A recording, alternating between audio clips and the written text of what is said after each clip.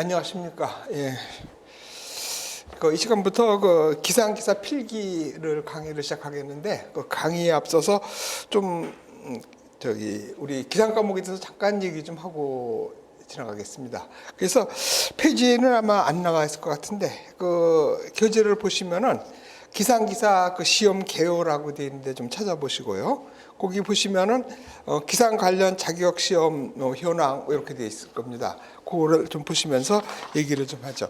거기를 보시면은 우리 기상에 그 관련된 그 자격 시험이 기상예보 기술사라 그래가지고 이건 좀 굉장히 수준이 높죠. 그러니까 이거는 요 기상 기술사를 붙으면은 그 박사학위 취득한 것 같아가지고 뭐 기상청에서 뭐 특채하고 그랬을 때도 좀 이렇게 그 박사 학위하고 같은 거로 취급해서 이렇게 뽑는 수도 있고 그랬었어요. 그리고 그 다음에 이제 보통으로 볼 수 있는 것이 우리 기상기사하고 감정기사인데, 감정기사가 조금 좀 어렵고 좀 뭐 기상 통계가 들어가고 뭐 감정 일반이 들어가고 그 다음에 감정서를 쓰고 그러는 게 좀 어려워가지고 학생들이 좀 저조하지만은 기상기사하고 똑같은 취급을 해요. 그러니까 기상청 시험 볼 때 5점, 가점 주고 뭐 이러거든요. 그래서 지금 우리가 하고자 하는 것이 기상기사인데, 그 기상기사의 그 합격률을 이렇게 쭉 보시면은 보통 그 필기 시험 보겠다는 사람이 300에서 한 500명 정도씩 이렇게 한 번에 봐요. 1년에 2번 보는데, 그때 이제 합격률을 보면은 50%가 넘어요. 그래서 어떻게 보면 쉽다고 이렇게 볼 수가 있는데, 그래서 많은 사람들이 그 시험 보시고 내가 이렇게 합격했다고 해서 그 실력이 이렇게 좀 기상에 있지 않겠나 이렇게 생각하시는데 조금 문제가 있어요. 왜냐하면 이 시험이 이렇게 나왔던 시험이 자꾸 문제은행에서 나오니까. 그래서 사실은 어떻게 보면 기상청 시험보다도 어려운 문제들이 더 많아요. 그래서 그런 것들을 그냥 기출 문제 풀어보고서 이렇게 찍어서 붙고 뭐 이러는 수가 있어요. 그래서 기상기사 하나만 내가 따겠다 목적이 그렇다면 모르는데, 아니면은 내가 이거를 딴 다음에 뭐 감정기사나 예보기술사 같은 걸 해보겠다든지, 아니면은 기상청 그 채용시험에 보겠다 그러면 좀 문제가 있어요. 그런 사람들한테는 조금 공부를 조금 좀 더 해야 되지 않겠나. 그러니까 이 기상기사가 필기시험에 붙는 게 문제가 아니라, 필기시험은 이 시험은 그 다른 자격시험하고 다르죠. 그러니까 자격시험이기 때문에 60점만 넘으면 되는 거거든요. 그래서 이렇게 운전면허 시험처럼 그냥 나왔던 게 또 나오는 거 뽑아서 붙기만 하면 되는 건데, 다른 시험을 준비한다면 좀 다르게 좀 생각해야 되지 않겠나 이렇게 생각하는 거예요. 그래서 기상에 관한 그 과목들을 이렇게 보시면은 지금 여기에서 우리 기상기사에서도 그렇겠지만 첫 번째 이제 기상 관측이 있고요. 그 다음에 연력학을 해야 되고요. 연력학. 그 다음에 운동학을 해야 돼요. 운동학. 그 다음에 기후학이 있고 예보법이라든지 일기 분석, 예보법이라 합시다. 예보론.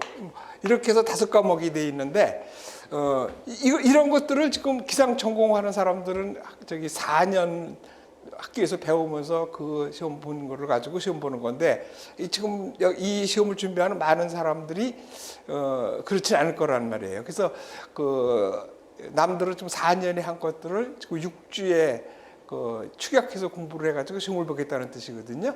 그래서 어떻든 간에 좋은데, 이렇게 보시면은 만약에 기상청을 시험을 준비한다 그러면은 구급 시험이라 그러면은 기상학 개론이 있고 일기 분석이 있어요. 그러니까 예보를 하고 일기 분석 및 예보를 일기 분석이라고 합시다. 그러면은 기상학 개론은 물론 이게 다 들어가야 돼요. 하나, 둘, 셋, 넷, 5과목이 다 들어가는 건데, 그 중에서도 아무래도 이 관측 부분하고 기후학 부분은 좀 스킵하다시피 그냥 저기 조금만 나오고 안 나와요. 그래서 그런 것들을 좀 공부를 저기 해야 되거든요. 그래서 기상청 그 준비를 한다는 사람들이 지금 관측하고 기후학을 안 하고 있는데 여기 기상학 개론을 할 때 보면은 그런 것들이 베이스가 돼가지고 이렇게 응용을 해서 풀 수 있어야 되지 않겠나 이렇게 생각이 들거든요. 그래서 지금 아니면은 요 기상 관측이나 기후학을 배울 기회가 없을 것 같아요. 그래서 저기 단지 기사 자격증을 따는 게 목적이 아니라면은 이 강의에서 좀 들어보시면 여기 듣는 것이 더 유리하다는 얘기죠. 이때 이제 관측이나 기후학에 대한 기본 지식을 좀 얻어야 되고 그 다음에는 지금 저기 그 기사 시험을 이렇게 준비하는 사람 중에서 그 많은 사람들이 기상을 전공 안 했다고 볼 수가 있거든요. 그리고 그런 사람들이 이렇게 여기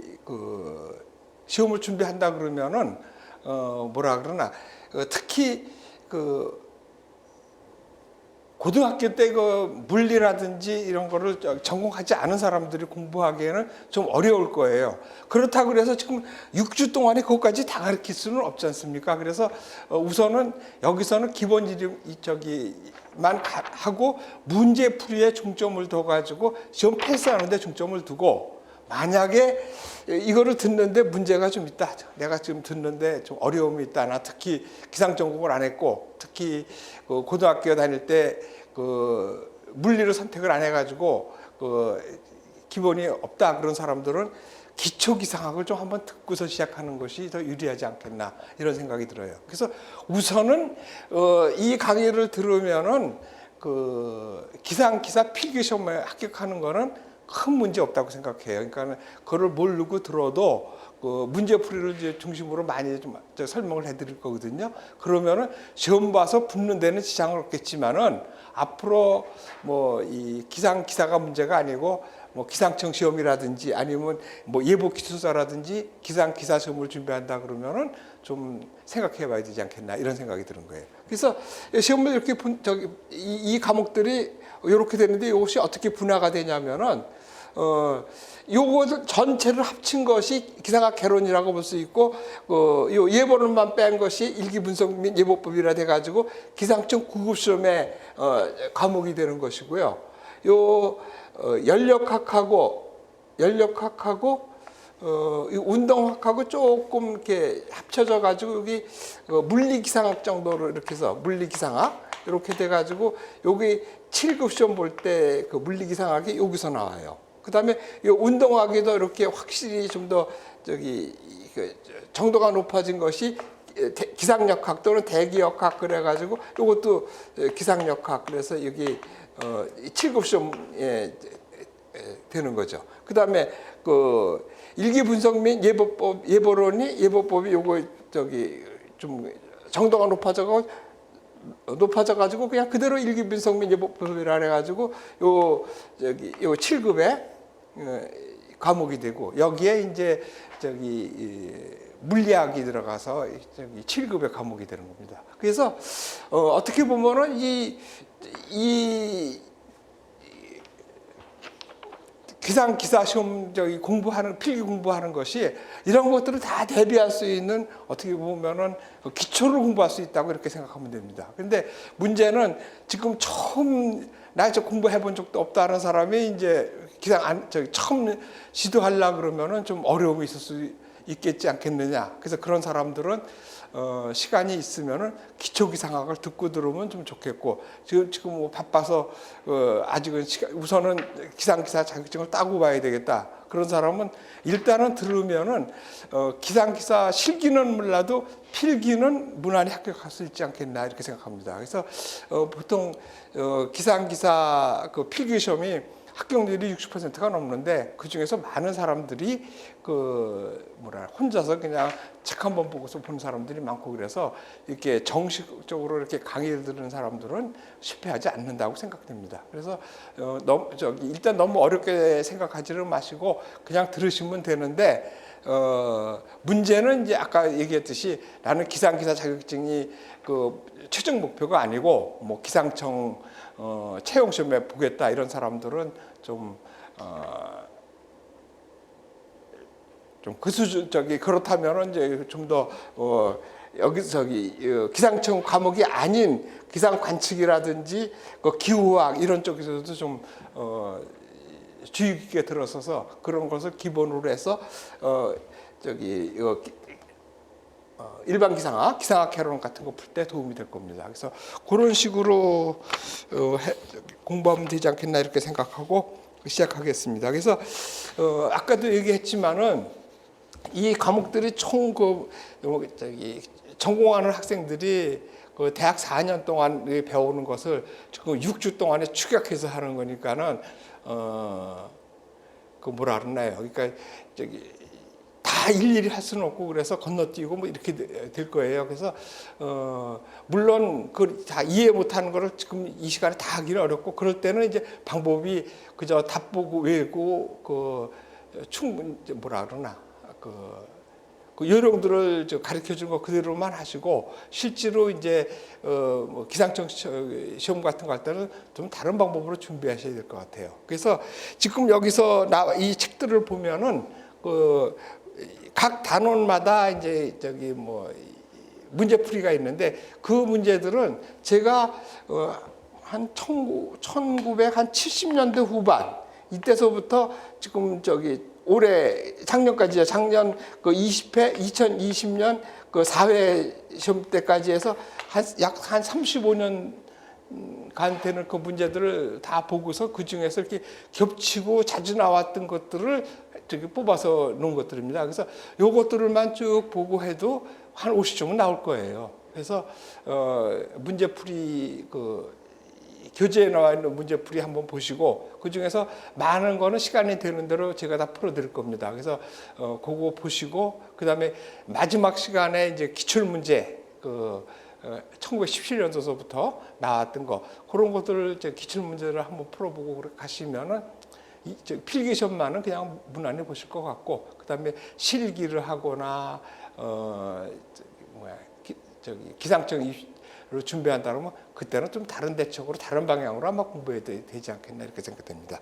그래서 좀 말이 길어졌는데 시작하도록 하겠습니다. 그래서 우선 관측법 중에서 그 17페이지를 보시고 거기서 17페이지부터 강의를 시작하겠습니다. 그래서 지금 기상 과목 중에서 큰 거 5과목 중에서 기상 관측에서 요 범위에 대해서 말씀드리는 겁니다. 그래서 이게 1과목 시험인데 그때를 한번 그래서 기상 관측은 우선 기본 관측이라 그래서 지상 관측을 중심으로 하는 그런 관측이 있거든요. 그래서 이 관측 총론을 보면은 이 관측은 뭐 종관 기상이 있고 뭐 항공 기상이 있고 뭐 기후 관측 뭐 이렇게 뭐 미세 관측 뭐 이런 것들이 있다고 하는데 그런 것까지는 뭐 굳이 따지지 마시고 우리는 그저 일기예보에 필요한 거를 내는 종관 관측을 중심으로 한다고 생각하시면 돼요. 그런데 종관 관측이 주로 하는데 우리나라에서는 이 공군을 중심으로 해가지고 또 특히 민항들이 있고 그래가지고 이 공항이 많이 있고 그래서 항공 기상에 대한 것이 조금 더 이렇게 부각이 되고 있어요. 다른 나라에 비해서 우리나라가 비행기를 많이 이착륙을 많이 하고 있고 해외에도 많이 나가고 그래서 항공 관측에 대해서 좀 관심이 많고 그래서 그쪽에서 문제가 나오고 있는데 거기서 나오는 문제들은 따로 뽑아서 알려드리니까 너무 걱정하지 마시고 이 관측은 이제 기본이 종관 관측이라 그래서 종관 관측이 또 이 용어를 지금 모를 수가 있겠지만은 요거를 이제 운동 같은 거 하면서 다시 알려드릴 테니까 너무 걱정하지 마시고 이 종관 관측은 그냥 오늘 내일 모레 이런 거 예보를 내기 위해서 관측하고 있다 이렇게 예보를 내기 위해서 관측하고 있다 이렇게 우선은 기억하시면 될 것 같아요. 그래서 종관 관측을 중심으로 해서 기상 관측에 대한 설명을 시작하겠어요. 그래서 17페이지를 이렇게 보시면은 그래서 이 관측에 관한 법은 원래 기상청의 법들이 좀 없이 이렇게 좀 지나가다가 최근에 와서 기상 관측 업무법을 갖다가 좀 개조를 해가지고 이 법을 3개를 이렇게 나눴는데 이 관측에 관한 것은 기상 관측 표준화법이라는 것이 있어요. 기상 관측 표준화법.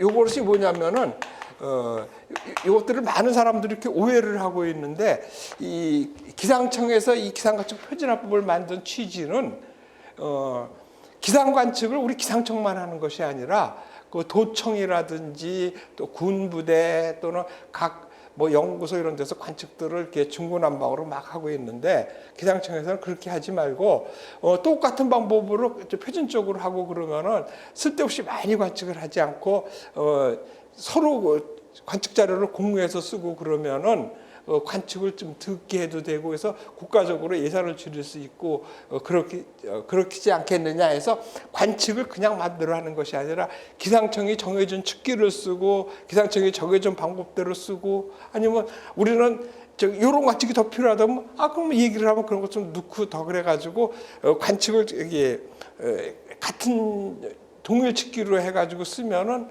내가 관측을 안 해도 다른 사람이 관측한 자료를 서로 쓰고 공유하면서 써가지고 국가 예산을 절약하자, 이런 뜻으로 이걸 했던 거예요. 그래서 그런 법이 기상관측 표준화법이에요. 그래서 이거를 기상청이 무슨 이렇게 규제를 하고 이렇게 해가지고 뭐 하려고 하는 것이 아니라 취지가 이 관측 자료를 동일한 방법으로 해가지고 관측의 품위를 높이고 공동으로 쓰겠다, 이런 뜻이 들어간 것이 기상관측 표준화법이라고 이렇게 생각하시면 되겠어요. 그래서 그런 기상관측 표준화법에 적용을 받는 것이 뭐냐면 모든 것이 다라고 생각하면 되는데, 이 나열을 시킨 것이 17페이지에 나온 것들이에요. 그래서 국가기관에서 하는 기상관측, 그 다음에 지방단체가 하는 거, 공공기관이 하는 거, 정부 출연 연구기관에서 하는 관측, 그 다음에 학교에서 하는 거, 특정 연구기관에서 하는 거, 이건 모든 관측을 다 이렇게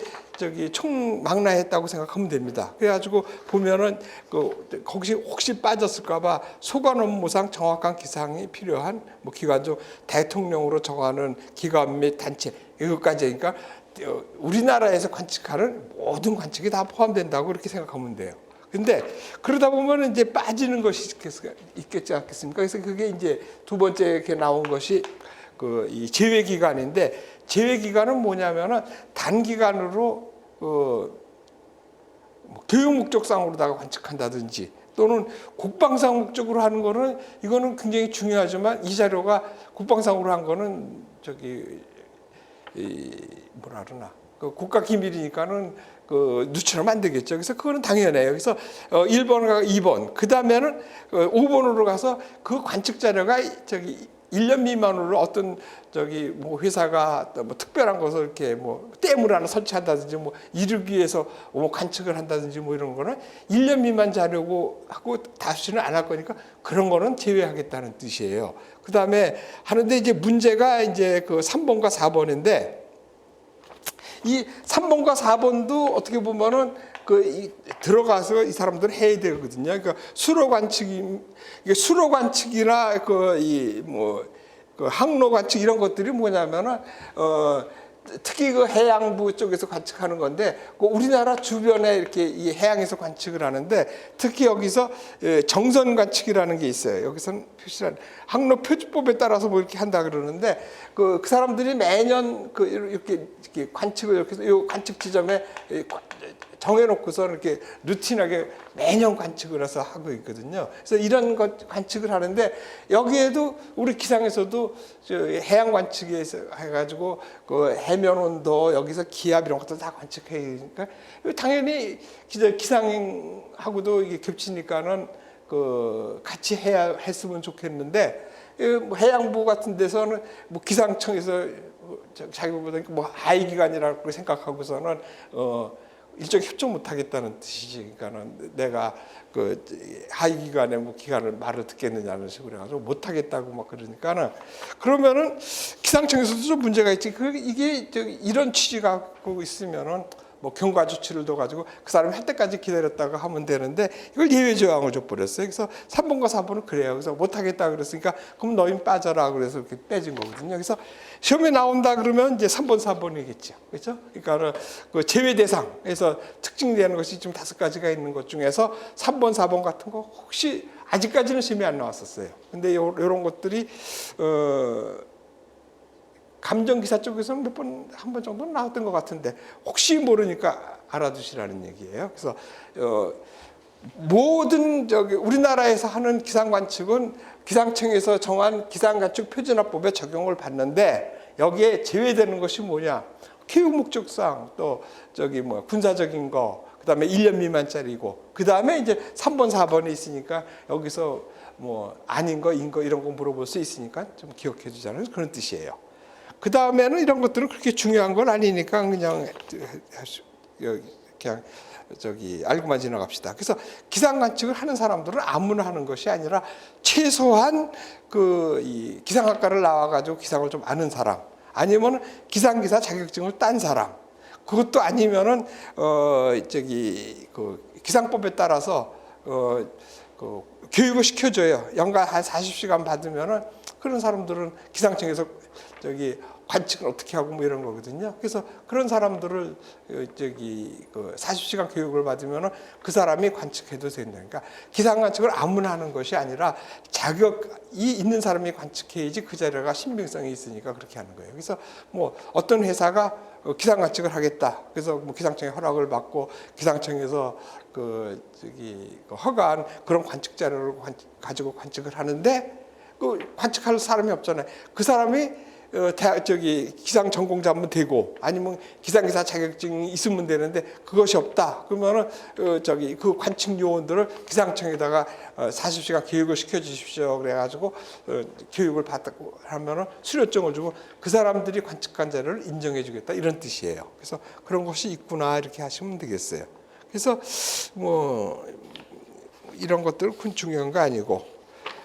그 다음에 요거를 보시면 혹시 모르니까 한번 봅시다. 여기서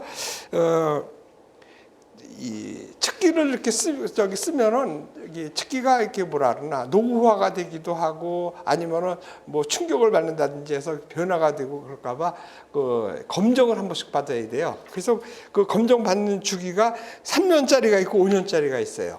그래서 여기서 보면은 5년짜리가 적으니까는 5년짜리로 외우고 나머지는 3년짜리라고 이렇게 외우면 될 것 같아요. 그래서 일종의 일사계 증발계는 5년마다 한 번씩 검정 검정을 받아야 돼요. 그래서 그거 받아야 되고 나머지는 3년이다 이렇게 생각하시면 될 것 같아요. 그래서 그 정도 하시면 되고. 그 다음에 이 관측 환경에 대해서 나오는 것들은 이거를 이 많은 걸 다 외울 수는 없잖아요. 그래서 문제를 풀면서 나왔던 거를 보고 외우는 것이 빠르지, 이거 다 외우기는 외울 수 있으면 좋겠지만은, 그래서 대괄적인 얘기를 이렇게 해드릴 테니까 이해하시고 나머지는 우리가 문제에서 습득하는 게 좋을 것 같아요. 그래서 최적 관측 장소라는 장소는 어디냐면은 이렇게 넓고 평탄해야 돼요, 일단. 그리고 특히 기상 관측에서 이 바람 관측은 요거를 좀 미리 좀 봅시다. 이렇게 백엽상에서 이렇게 관측을 한다고 치면 그 온도계 구부의 이 높이가 1.5m에 있어요. 1.5m. 그래서 사람의 코높이다 이렇게 생각하시면 되고, 그 다음에 이 바람은 쭉 해가지고 이게 10m예요. 그래서 10m에 이렇게 여기 풍향풍속계가 이렇게 달려 있어요. 그래서 10m다 이렇게 해서 1.5m, 10m 요거를 좀 기억해 두시고, 그러면은 원래는 이게 10m면은 여기서부터 100m 안에는 장애물이 없어야 돼요. 근데 이게 힘들죠. 그래서 원래는 10배인데 4배까지는 장애물이 없어져야 된다는 소리예요. 이 근처에 큰 건물이라든지 큰 나무가 있으면 안 돼서 그건 제거를 해야 돼요. 그래서 원칙은 10배인데 4배까지로 인정해 주는 거예요. 그래서 그 정도를 하시면 되고, 그래서 여기서 보면 장애물 높이의 10배 이상이 떨어져야 된다는 거고, 그다음에 관측소 요거는 이 면적이 70m 자수인데 이런 거는 나오지는 않을 거예요. 그래서 최소한 이것도 35제곱미터가 넘어야 되고, 이 모양은 원형이 되든 네모가 되든 다 괜찮거든요. 그래서 보면은 초창기 때는 보통 네모가 많았는데 요즘은 좀 원형이 많은 것 같아요. 그래서 모양에는 관계가 없어요. 그 다음에 중요한 것은 여기에 이 잔디를 좀 깔아야 되고, 왜냐하면 복사열을 차단하기 위해서. 아니면은 풀이 났다 그러면 너무 자라지 않게 자주 깎아주면 돼. 꼭 잔디가 아니라도 만약 일반 풀이 났다 그러면은 많이 자라지 않도록 자주 깎아주면 돼요. 그래서 그런 거. 그 다음에 문제는 여기 동물들이 드나들어요. 그 여기에 지금 뭐 물도 크게 담아 그 징발개에 물도 담아 있고 뭐 이러고 그러는데 이거를 못 들어오게 하려니까는 그 이 울타리를 쳐야 되는데 울타리를 너무 촘촘하게 치면은 바람이 안 통하니까는 그저 동물이 좀 못 들어올 정도로만 이렇게 통풍이 될 수 있게끔만 울타리를 쳐서 경계만 표시해 주면 돼요. 그래서 그 정도만 있다 이렇게 생각하시면 되고, 그리고 관측소의 위치는 그 지역을 대표할 수 있는 장소. 그러니까 만약 서울이라 그러면은 서울에서는 지금 여기 이쪽에 있는 게 송월동인데, 송월동 지금도 여기도 좀 문제가 있죠. 그러니까 송월동은 초창기 할 때는 여기가 좀 사람도 많지 않고 평탄하고 그랬었는데 지금 건물이 되고 높은 건물이 되고 막 그래서 조금 여기서 좀 뭐라 그러나 환경이 나빠지고 있지만은 어떻든 간에 이 서울이 송월동이 이 서울의 기상을 대표한다고 보는 거예요. 그래서 이런 거를 선정했을 때는 처음 선정했을 때는 뭐 호숫가 옆이라든지 뭐 저기 산비탈 밑에 이런 것이 아니라 좀 평탄하고 그 지역이 서울 송월동이 그 당시에는 서울을 대표한다고 해서 이렇게 정했다는 뜻이에요. 그래서 한번 정하면은 이걸 변하기 기후값이라고 해서 30년 이상 관측을 해서 그 기후값을 만들기 위해서 계속 써야 되고 그래서 지을 때 이렇게 신중하게 좀 정해야 되거든요. 그래서 그 지역에 대표할 수 있는 거, 그 다음에 건물이나 나머지 장애가 없는 거, 아스팔트역 같은 거 이런 것들이 안 되거든요. 거기서 복사일이 나오고 그러니까. 그래서 그런 작품들을 피해서 쓰면 된다는 뜻이에요. 그래서 전체적으로 모양을 보시면은 그 다음 페이지에 나와 있는 이런 스타일을 해가지고 가장 큰 것이 많이 알다시피 그 백엽상이 이렇게 있고, 그 다음에 이 10m 관측탑에 있어서 그 바람을 관측하는 거고, 그 다음에 뭐 이 강수량계 이런 것들이 포함되어 있는데, 이것이 이렇게 지금 20페이지에 나와 있는 것은 이게 꼭 이렇게 하라는 것이 아니라 이런 자료들만 이렇게 들어가서 있으면 돼요. 그래서 이 표준화적으로 이렇게 모양을 만들어 놓은 거지 꼭 이렇게 하라는 건 아니라는 얘기예요. 그리고 지금은 여기서 지금 초창기 때는 아까도 얘기했지만 이렇게 네모를 이렇게 선호했었는데 요즘은 이렇게 오히려 또 둥근 것들이 많더라고요. 그래서 모양에는 관계가 없고 그저 최소한 요것만 넘으면 된다는 거예요. 35m 자승. 그래서 그런 정도가 관측 양소가 아니냐 이렇게 생각하시면 되고, 그 다음으로 이 기상 관측하는 것은 뭐가 있냐면은 그 관측은 기상 관측하는 건 예보를 자료에서 내는 거고, 그 다음에 그 자료들이 축적이 되면은 앞으로 대기과학을 연구하는 데 기초 자료로 쓰고 그러는 거예요. 그래서 뭐 그런 쪽으로 쓴다고 되는 거고, 그 다음에 기상 관측의 종류는 아까 했지만 이렇게 종관서부터 기후 관측, 도급 관측 이렇게 쭉 있다는 것만 그냥 아시면 되고, 주로 우리는 종관 관측을 목적으로 한다. 그래서 그 종관 관측이 뭐냐 하면은 요거를 이제 뒤에 가서 운동화학 할 때 말씀을 정확히 말씀해 주겠지만은 우선 아는 거는 그냥 종관 관측이라고 하면 그냥 우리가 지금 오늘 내일 모레에서 이 정도의 예보를 하기 위해서 관측을 하고 또 예보를 하고 이런 범위라는 뜻이에요. 그래서 종관 관측은 그냥 오늘 내일 모레 예보를 하기 위해서 관측하는 것이 종관 관측이 아니냐 이렇게 봐셔도 일단은 넘어가겠어요. 그렇게 하고, 기상 관측의 특징은 여기서 되는 것이 뭐냐면은 그 다음에는 이 종관 관측에는 그런 범위적인 것도 있어요. 그래서 이 종관 관측이라 그러면은 우리나라를 이렇게 중심으로 이렇게 보면은 그저 이렇게 해서 중국이 이렇게 들어올 정도고, 이쪽에 일본이 들어올 정도고 해서 요 정도 크기라고 보면 이거 종관 범위라 해서 한 여기에 저기압이 하나 들어오고 이렇게 하면은 한 1000km에서 한 수천 킬로 정도예요. 그러니까 그 정도가 이게 종관 범위가 이렇게 되는데, 그런 게 범위적인 것도 중요하지만은 이 종관 관측의 의미에서는 동시에 관측했다는 데가 의미가 있어요. 그래서 우리가 지금 관측을 하면은 보통 이 00 UTC라 그래가지고 아침 9시에 이렇게 중심으로 이렇게 관측을 하는데, 이때 아침 9시가 되면 전 세계가 그때 관측을 하는 거예요. 그래서 우리 같이 아침 9시가 있을 수가 있겠지만은 그 영국 같으면 그때가 0시가 되겠고, 어떤 나라는 한낮이 될 수가 있고 한밤중이 될 수가 있고, 그런데 그때 동시에 관측한다는 뜻이에요. 그래서 종강 관측했다 그러면은 여기에는 동시에 관측했다 이런 뜻도 들어가야 된다는 거예요.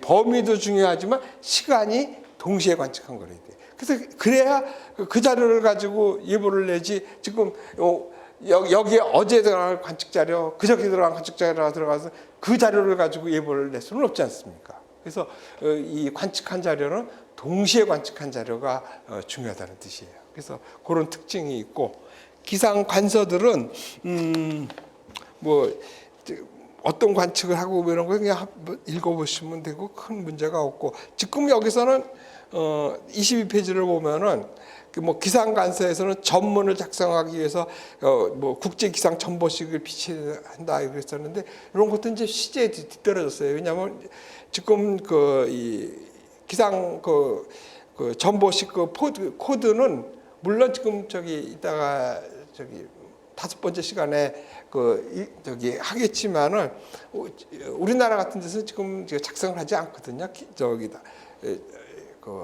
관측값을 이렇게 키 나면 자동적으로 만들어내고 있지만은 그전 같은 것들에서는 이게 굉장히 중요해가지고 그런 뭐 전보식도 비치해야 되고, 그다음에 여기는 안 나왔나? 기상 상용표라 그래가지고 뭐 로그 값이니 뭐 이런 것들을 해가지고 구하는 뭐 이런 책들이 다 있었는데, 요즘은 그런 것들이 PC 안에 다 들어있잖아요. 그래서 그런 것들은 이제 시대에 뒤떨어진 얘기가 됐으니까 그렇게 중요하지는 않다고 보고, 그 다음에는 이 관측이라는 것은 어떤 이 과학적인 자료를 가지고 수량화했다고 보면, 기온 같은 거, 그러니까 덥다 춥다를 갖다가 얼마큼 더운지 얼마큼 추운지를 수치적으로 만들었다고 생각하시면 되잖아요. 그래서 이 어떤 양을 갖다가 이 과학적인 방법으로 계량화할 수 있게 하는 것을 관측이라고 생각하시면 되거든요. 그러다 보면은 이 관측이 뭐를 관측을 하는데, 그때는 그럼 단위가 뭐냐? 그래서 단위라는 것은 뭐냐면은 우리가 조금 이제 길어질 수가 있겠는데, 이 CGS 단위가 있고, 이거 뭐 이래? 보통 CGS를 이렇게 쓰더라. CGS 단위가 있고 MKS 단위라는 게 있어요. 그래서 CGS는 뭐냐면 여기 센티미터를 말하는 거고, G는 그램을 말해요, 무게에서. 이거 S는 초를 말하는 거예요. 그 다음에 이것들은 그 전에 이렇게 고전역학을 다루거나 뭐 이렇게 실험실에서 다루고 뭐 이랬을 때 작은 수치를 계산하고 그랬을 때 굉장히 유용하게 쓰고 그랬는데, 실용적으로 쓰려고 그러면 이 값들이 적거든요. 그래서 우리가 쓰는 것은 요거를 센티미터가 아니라 미터고, 그 다음에 그램이 아니라 킬로그램, 그 다음에 초는 그대로 초로 쓰는 이런 단위계를 우리 MKS 단위계라고 그러고, 이건 CGS 단위계라고 그래요. 그래서 이론적으로 수식을 하고 정밀한 걸 계산할 때는 CGS가 좋지만은 실용적으로 쓸 때는 MKS 단위를 쓰는 거예요. 그래서 이것을 기초로 해가지고 나라마다 이 단위라는 것이 틀렸어요. 그러니까 틀리게 쓰는데, 예를 들면은 지금 아마 여러분들은 기억 못 하시겠지만은, 옛날에는 우리나라에서도 과일 같은 거나 고구마 이런 거 살 때는 뭐 한 관, 두 관 사고, 소고기 살 때는 한 근, 두 근 사고, 키는 뭐 몇 척이다, 몇 푼이다, 뭐 이런 식으로 했었어요. 그러니까 이런 거를 쓸 때는 우리끼리 살 때는 아무 문제가 없고 쓰는데 지장이 없지만은, 국제적으로 살라 그럴 때는 그때는 문제가 생기는 거예요. 서로 뭐 물건을 교환한다든지 뭐 이럴 때는 안 돼서, 이런 것들을 통일하기 위해서 파리에 모여가지고 과학자들이 정한 거예요. 그래서 이게 실용적으로 쓸 때는 MKS 단위로 쓰고, 그때의 길이는 미터로 쓰고, 무게는 킬로그램으로 쓰고, 시간은 초로 쓰자고 해서 이렇게 쓰자고 이렇게 한 거예요. 그렇게 해서 뭐 속도 그러면 이 자료를 가지고 뭐 미터 퍼 세크라든지 이렇게 쓰는 거예요. 그래서 무게 그러면 몇 킬로그램, 그다음에 속도 그러면은 아까 이제 1초에 얼마큼을 갖느냐 해가지고 미터파스칼에서 속도하고 하면서 이 MKS 단위를 이렇게 쓰기로 했는데 많은 나라들이 그리고 온도는 도C를 쓰기로 한 거예요. 근데 이 미국이나 유럽 같은 데서 이렇게 정해 놓고선도 자기네들부터가 안 쓰고 있죠. 그러니까 이 아까 이 바람의 풍속 같은 거는 그 미터파스칼로 쓰고 있는데 그 사람들은 대중들이 노트라고 썼는데 이걸 안 바꾸고 있어요, 자꾸. 그다음에 온도 같은 거는 화씨를 쓰고 있고. 그래서 이런 것들을 좀 예외적으로 쓰고 있지만은 기본은 이렇게 이해를 갖고 쓰는 거예요. 그래서 단위계라는 것은 NKS 단위를 기본으로 해가지고 그래서 길이는 미터, 무게는 킬로그램, 시간은 초로 해가지고 쓴다는 뜻이에요. 그래서 기압 그러면은 1기압 그러면은 1기압은 어디서 나온 말이냐면은 이렇게 좀 말이 굉장히 길어지겠지만은 좀 할 거는 조금 합시다. 1기압은 어디서 나온 거냐면은 그 토리첼리가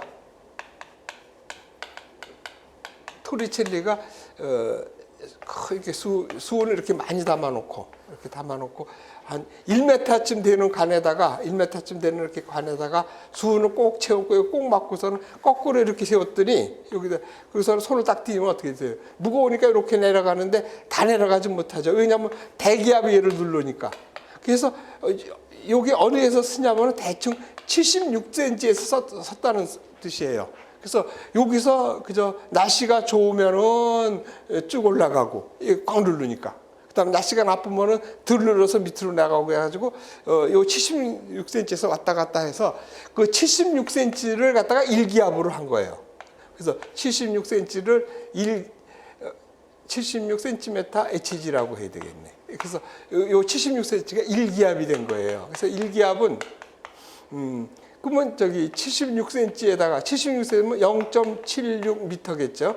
여기에다가 중력 가속도 9.8 곱하고 그다음에 이 13.6 곱하고 이렇게 해서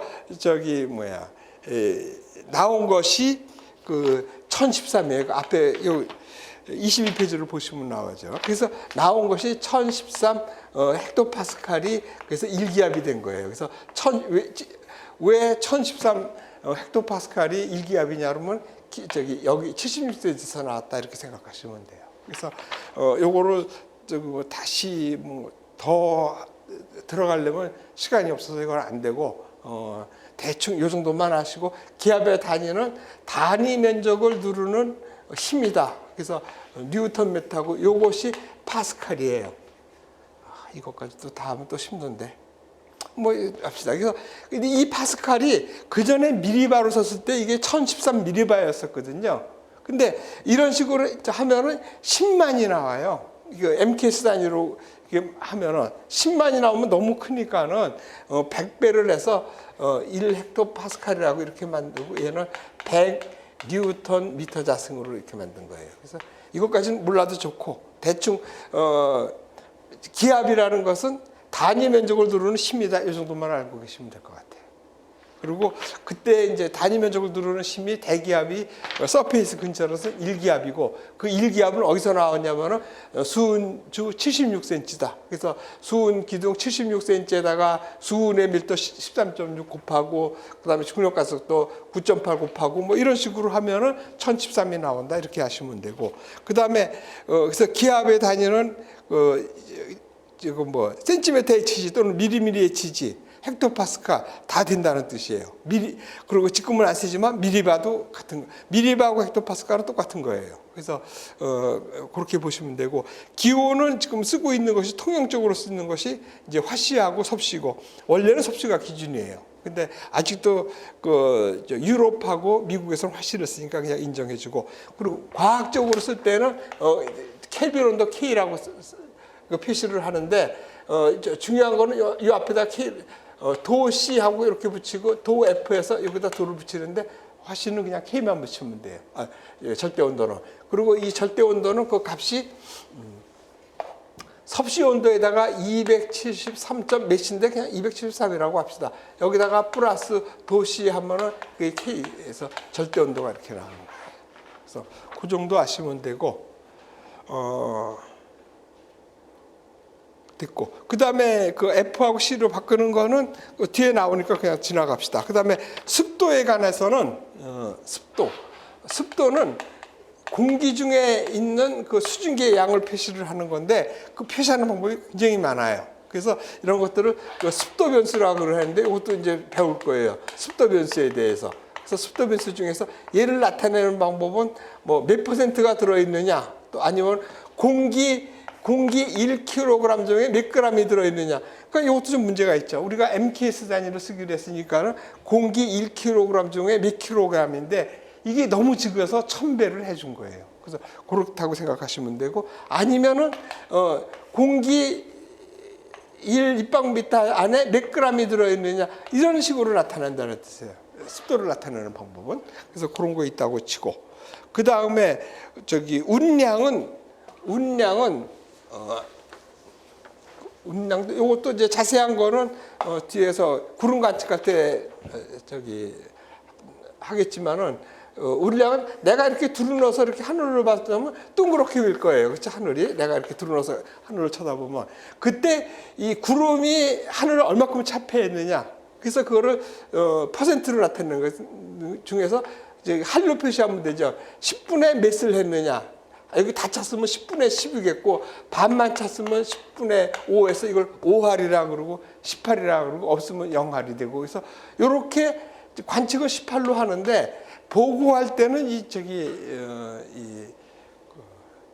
자릿수를 줄이기 위해 가지고 8분수로 나눠줘요. 그래서 이게 뭐냐면 얘를 8분의 4로 나타내는 거죠. 얘는 8분의 8로 표시해 가지고 이걸 8옥타, 4옥타 이렇게 얘기하는 거예요. 그래서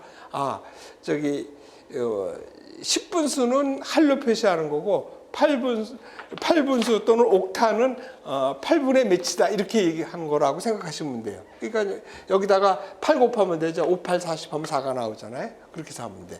10에다가 8 곱하면 8이 나오고, 그래서 밑에 8을 쓰고, 그래서 18은 8옥타, 5할이면은 여기다가 5, 8, 40 해가지고 4가 나오니까 4옥타 이렇게 얘기한다는 뜻이에요. 그래서 그렇게 쓰면 되는 거고, 운고라는 것은 이 구름의 높이가 내가 여기서 관측을 이렇게 관측소에서 이렇게 구름이 있는 걸 이렇게 관측했을 때 이 높이가 얼마큼 되겠느냐. 그래서 이건 당연히 미터로 쓰면 돼요. 그래서 몇 미터쯤 됐겠느냐 이런 걸 보는 거고, 그 다음에 그 미터로 쓴다는 뜻이죠. 그 다음에 풍향은 16방위로 쓰게 돼 있어요. 16방인데 이것도 뒤에서 나오는데 대충만 합시다. 그러면 어떻게 하는 거냐면 16방이라는 것은 이렇게 나눴을 때 이걸 4방위가 되겠죠. 4방일 때는 여기가 북이 되고 여기가 남쪽이 되고 여기가 동쪽이 되고 서쪽이 되는 거예요. 그렇죠? 그래서 동서남북이 이렇게 되는데 이거 4방이고, 그러면 4방이고 이렇게 하면 8방이가 되죠. 8방이는 이렇게 돼서 쓰는데, 그럼 어떻게 쓰는 거냐? 얘를 중심으로 쓰는 거예요. 그래서 어떻게 돼? 여기서 북동이라고 그러고 여기는 남동이라고 이렇게 얘기하는 거예요. 이쪽에서는 남서가 되는 거고 여기는 북서가 되는 거예요. 그래서 여기가 북동이죠. 그러니까 얘 북동. 근데 중국 사람들은 이거 뭐 동북공정인이 해가지고 반대로 입고 있다고요. 그리고 여기서도 남동풍이 맞는데 남동인데 그 삼국지 같은데 보면 동남풍이라고 하는 건 중국식으로 읽는 거예요. 그래서 우리나라식이나 우리나라식이라면은 여기가 높은 바람이라고 그러고 이걸 갖다가 새바람이라고 그러거든요. 그래서 이 북동풍은 그래서 얘가 높새바람이 되는 거예요. 높새바람. 북동풍이라는 뜻이에요. 그래서 우리나라나 이 과학적으로 하는 거는 이 북쪽과 남쪽을 중심으로 이렇게 보는 거고, 요거 뭐 동북공정인이 뭐라 그러나 여기 서북 북서인데 여기 북서인데 이걸 서북 지역이라고 이렇게들 많이 쓰고 있잖아요. 특히 부동산 같은 데 쓰는 말, 이건 다 중국식이에요. 잘못된 거니까 사실은 우리가 다 고쳐야 되는 말들인데 아직까지는 그 말이 남아 있어요. 특히 이거 동북공정 같은 거예요. 이게 북동이 맞다고. 그런데 그러면 이제 요게 8방이고 그 16방에는 요 사이에 하나씩 더 들어가야 되잖아요. 그건 어떻게 들어가는 거냐면 북동은 북동인데 북에 가깝다 그래서 이건 NN2가 되는 거예요. 그리고 여기는 어떻게 되겠어요? 이 북동은 북동인데 동쪽에 가깝다 해서 이건 이엔니가 되는 거예요. 그래서 이렇게 붙이는 방법도 외우셔야 돼요. 그래서 요거를 이렇게 쓰는 체제를 16방이라 그래가지고 바람을 16방향으로 쓰는 거예요. 바람 관측을 16방향. 16방향으로 16방위라 그래야 되겠네. 16방위로 쓴다는 뜻이에요. 그래서 바람 16방이고 그리고 도로 표시할 수도 있어요. 여기서부터 요거 조금 다르죠. 우리가 수학에서는 여기가 0도고 어떻게 됩니까? 여기서부터 이렇게 돌아가면서 하잖아요. 0도, 90도, 180도 해가지고 일상한, 이상한 그러는데 우리 기상학에서는 여기가 0도가 돼가지고 이쪽으로 돌아가요. 그래서 얘가 90도, 얘가 180도, 270도, 얘가 360도. 그래서 이렇게 돌아가서 도수를 표시해도 돼요. 그러니까 만약에 북서 그러면 정확히 말하면 45도인데 그냥 보통 50도라고도 표시하지. 그렇게 하는 거예요. 그다음 동풍 같은 거는 2라고 표시해도 되고 90도라고 해도 되고 그래요. 그리고 특히 바람은 불어오는 쪽을 말하는 거예요. 그래서 여기서 동풍이라는 것은 이렇게 불어가는 걸 말하는 거예요. 서풍이라면 이렇게 되고 북풍이라면 북쪽에서 불어오는 바람이에요. 그래서 옛날 노래 남쪽에서 불어오는 바람이 남풍이에요. 이렇게 해서 남풍이 되는 거예요. 그래서 그렇게 기억하시면 되고 그 다음에 이 풍속은 미터파스칼이나 노트로 쓴다고 아까 얘기했죠. 그러니까 우리나라에서 미터파스칼로 쓰고 있는데 유럽하고 미국 같은 데서 아직도 노트로 쓰고 있고 강수는 밀리미터, 누는 센티미터로 쓰고 증발량도 똑같아요. 센티미터로 쓰고 있는데 그 다음에 일산은 와트를 쓰거나 이 칼로리를 쓰고 그러는데 요거가 조금 복잡하니까 이거는 뭐라 그러나 그냥 이 모양을 보시고 문제 나온 거에서 그냥 골라서 쓰십시오. 일사 관측할 때 설명은 해드릴 겁니다. 그냥 그 정도로만 보시고 가면 됐고요. 그 다음에 이제 시정은 미터 또는 킬로미터. 그러니까 원래 시정은 미터가 맞는데 얘도 머니까는 1000km, 2000km 이렇게 나오니까 킬로미터로 쓴다는 뜻이에요. 그 다음에 이 고층에서는 미터로 쓰지 않고 GPM 고도로 쓴다 그러는데 GPM 고도나 보통 우리가 쓰는 기하학적 고도가 큰 차이가 없어요. 그래서 GPM이나 미터는 같다 이렇게 보시면 되고요. 거기에 대한 것도 운동학 같은 데서 좀 나옵니다. 그래서 그런 것들은 그때 가서 하기로 하고 일단 첫 시간이니까 이 정도로 하고 다음 시간에 나머지 하는 걸로 합시다. 그래서 우선 23페이지 첫 때까지 여기까지 하는 걸로 하고 전시다 하는 걸로 하겠습니다.